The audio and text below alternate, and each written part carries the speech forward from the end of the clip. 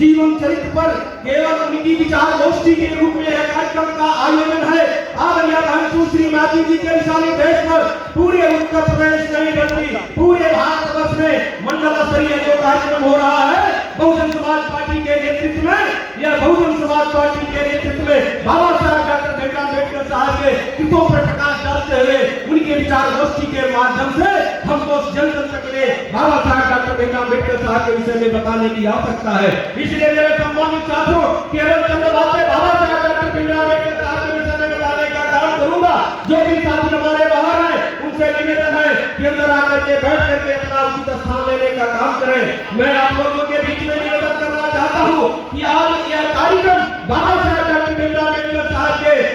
उनके परिनिर्वाण दिवस के अवसर पर आयोजित किया गया है, क्योंकि बाबा साहब डॉक्टर भीमराव अम्बेडकर साहब इस देश के ही नहीं बल्कि विश्व के सबसे टॉप नंबर के विद्वान थे और बाबा साहब डॉक्टर भीमराव अम्बेडकर साहब के बदौलत आज भारतवर्ष की नहीं विश्व में पहचान है। मेरे सम्मानित साथियों, इस बात को सबको जानना चाहिए, क्योंकि बाबा साहब डॉक्टर भीमराव अम्बेडकर साहब हमारे बीच में इस समय भारतवर्ष की धरती पर पैदा होते हैं। भारतवर्ष में हम सभी लोग तुम्हारी गुलामी में अपना जीवन यापन व्यतीत करने के लिए मजबूर थे। एक तो भारतवर्ष में अंग्रेजों का शासन हुआ करता था, दूसरे इस भारतवर्ष में जो व्यवस्था थी उस व्यवस्था के अंतर्गत इस देश के बहुसंख्यक समाज के लोगों को गुलाम बना करके रखा गया था। भेड़ बकरियों से बदतर जिंदगी जीने के लिए मजबूर करके रखा गया था। मेरे सम्मानित साथियों, ऐसे समय में बाबा साहब डॉक्टर भीमराव अम्बेडकर साहब भारत की धरती पर पैदा होते हैं और भारत की धरती पर जब पैदा होते हैं मेरे सम्मानित साथियों,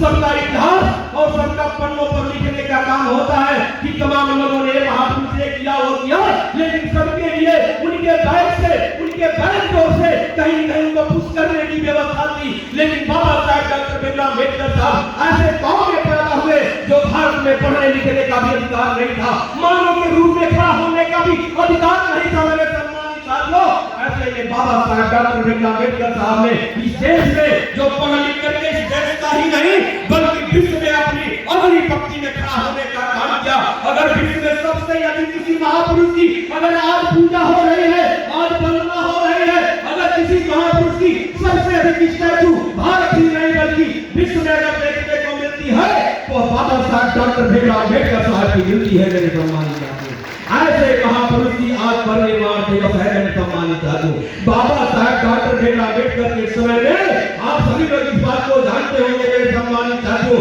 जो व्यवस्था थी आज भारतीय जनता पार्टी आरएसएस के लोग उसी व्यवस्था को पुनः लागू करने की कुचल विचार रचने का काम कर रहे हैं। इसलिए मेरे सम्मानित साथियों, मेरे भाइयों, मेरे माता बहनों, सब समाज के लोगों, आप लोगों को मैं बताना चाहता हूँ कि अगर बाबा साहब डॉक्टर भीमराव अम्बेडकर साहब इस देश में न आए होते तो इस देश की जो हमारी माता बहनें हैं, चाहे किसी भी जाति वर्ग कौन संप्रदाय की है, उनको पढ़ने लिखने का अधिकार नहीं था, उन्हें राजनीति करने का अधिकार नहीं था, उन्हें चूल्हे बर्तन तक नहीं सीमित रखा गया था, उन्हें बाउंड्री से बाहर जाने नहीं दिया जाता। धन्य हो बाबा साहब डॉक्टर भीमराव अम्बेडकर साहब, भारत की सब समाज की महिलाओं को जो आजाद करके और राजनीति से लेकर के प्रधान से लेकर के प्रधानमंत्री तक बनने का सपना साकार करने का काम किया, तो कोई है तो महापुरुष बाबा साहब डॉक्टर भीमराव अम्बेडकर साहब है। इसलिए मेरे सम्मानित साथियों, मेरे भाइयों, मेरी माता बहनों, सब समाज की आप लोगों को जानना चाहिए, आप लोगों को भी पढ़ने लिखने का अधिकार, क्योंकि इस देश में इस समाज में आप लोगों को जो व्यवस्था थी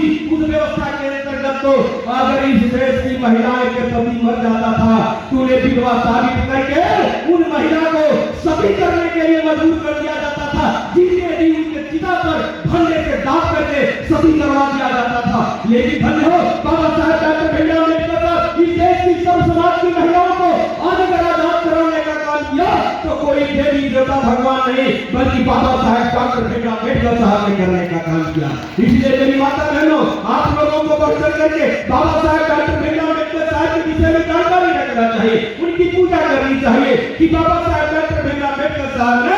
इस देश में, सभी लोग कहते हैं कि बाबा साहब डॉक्टर भीमराव अम्बेडकर साहब तो दलितों के वसीला थे, दलितों के नेता थे। नहीं मेरे सम्मानित साथियों, बाबा साहब डॉक्टर भीमराव अम्बेडकर साहब इस देश के सब समाज के लोगों के लिए कल्याणकारी योजनाएं, कल्याणकारी व्यवस्थाएं, कल्याणकारी संविधान लेकर के सब समाज के लोगों को मान सम्मान स्वाभिमान अधिकार देने का काम किया। अगर ऐसा नहीं हुआ होता मेरे सम्मानित साथियों तो मैं आप लोगों लोगों के बीच में बताना चाहता हूँ कि बाबा साहब डॉक्टर भीमराव अम्बेडकर साहब अगर देश में संविधान न दिए होते, इस देश की प्रथम प्रधानमंत्री श्रीमती इंदिरा गांधी कोई शेड्यूल कास्ट की बेटी नहीं थी, बल्कि पंडित जवाहरलाल नेहरू की बेटी थी। अगर इस देश में पंडित जवाहरलाल नेहरू की बेटी श्रीमती इंदिरा गांधी को इस देश का प्रथम प्रधानमंत्री का गौरव अगर प्राप्त हुआ बनने का, तो किसी दूसरे का अधिकार नहीं जाता है, वो बाबा साहब डॉक्टर भीमराव अम्बेडकर साहब को जाता है। क्योंकि मेरे सम्मानित साथियों, इस देश की व्यवस्था जो थी, महिलाओं को राजनीति नहीं, महिलाओं अगर विधवा हो जाती थी तो उनका मुंह देखने के लिए पापे देश का समाज मांगता था।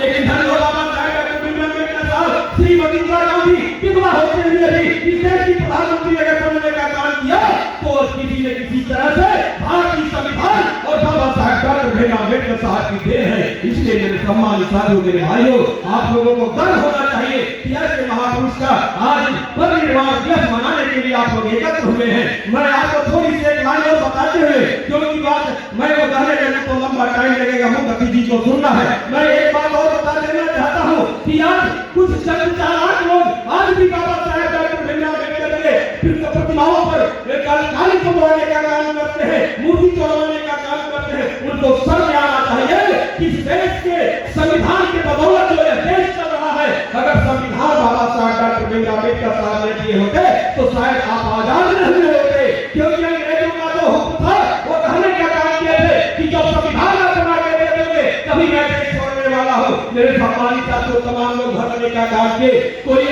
कोई इंग्लैंड में जाकर के इंग्लैंड की महारानी से कहने का काम हमारे देश के नेताओं ने कहा कि कोई ऐसा व्यक्ति दीजिए जो संविधान बना सके। लेकिन धन हो जो रानी थी इंग्लैंड की, वो कहने का काम किया कि तुम इधर उधर कहां बढ़ रहे हो, तुम्हारे देश में इतना बड़ा विद्वान बाबा साहब डॉक्टर भीमराव अम्बेडकर है, आप संपर्क करो बाबा साहब डॉक्टर भीमराव अम्बेडकर से, तब जाकर के इस देश का कल्याण होने वाला है। धन्य हो हमारे बाबा साहब डॉक्टर भीमराव अम्बेडकर साहब। जब देश का संविधान बनाने की बात आती है मेरे सम्मानित साथियों, तो इस देश के संविधान बनाते समय कहीं पक्षपात नहीं। इस देश में जो आप लोग जानते हैं पॉलिटिकल डेमोक्रेसी से जो बाबा साहब डॉक्टर भीमराव अम्बेडकर साहब ने दिया, राजनीतिक व्यवस्था जो देने का काम किया, इस देश की जो व्यवस्था है पॉलिटिकल डेमोक्रेसी के बाद सोशल डेमोक्रेसी की तरफ हमारा संविधान अग्रसर करता है। लेकिन आज इस देश का प्रधानमंत्री एकल व्यवस्था लाने का काम करता है। आज इस देश का प्रधानमंत्री एकल व्यवस्था लाने का काम करता है। संविधान के बदौलत आपको शिक्षा, रोजगार,